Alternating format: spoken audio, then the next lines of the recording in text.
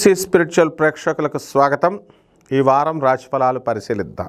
ఓం వసుదేవసుతం దేవం కంసచాణూరమర్దనం దేవకీ పరమానందం కృష్ణం వందే జగద్గురుం.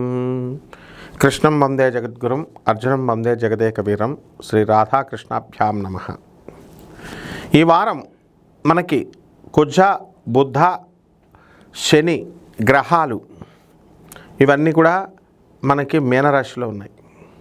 అలాగే రాహువు కుంభరాశిలో, కేతువు మరి సింహరాశిలో, గురుడు మిథున రాశిలో, అలాగే ఈ యొక్క శుక్రుడు మనకి మేషరాశి ప్రవేశం చేస్తున్నాడు. రవి మనకి మీనరాశిలో ఉన్నాడు.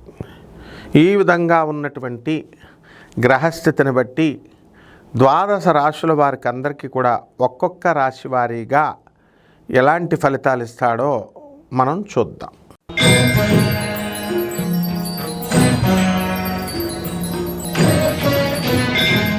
కన్యారాశి. ఈ కన్యారాశి వారికి అందరికీ కూడా మనకి ఈ లాభములో మనకి రాబోతున్నాడు మనకి గురుగ్రహం. కాబట్టి రాజ్యస్థితిగతుడైనటువంటి గురుగ్రహ ప్రభావం వలన అనేకమైనటువంటి లాభాలు జరుగుతాయి. అలాగే ఈ యొక్క కేతువు ఇంకా సింహరాశిలోనే ఉన్నాడండి. దానివల్ల చక్కటి భక్తి భావాలు ఇవన్నీ కూడా పెరగడానికి అవకాశాలు ఉన్నాయి. అలాగే ఈ రాశి వారందరూ కూడా తీర్థక్షేత్రాలకు వెళ్ళడము, తీర్థయాత్రలకు వెళ్ళడము జరుగుతుంది.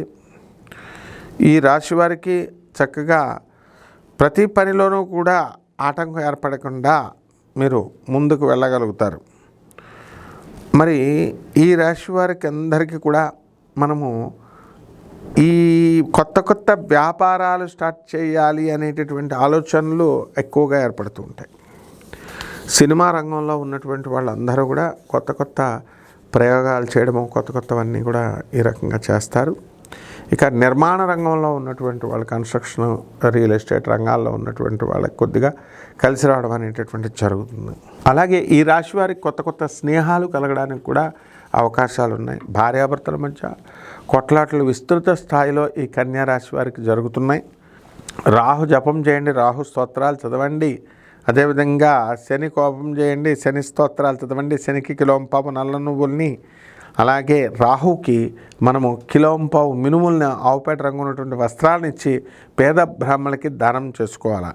అలాగే దశమహావిద్యలో ఒకటైనటువంటి ధూమావతి అమ్మవారి యొక్క హోమాన్ని మీ ఇళ్లలో చేసుకోవడం ద్వారా బ్రహ్మాండంగా ఉంటుంది. శుభమస్తు.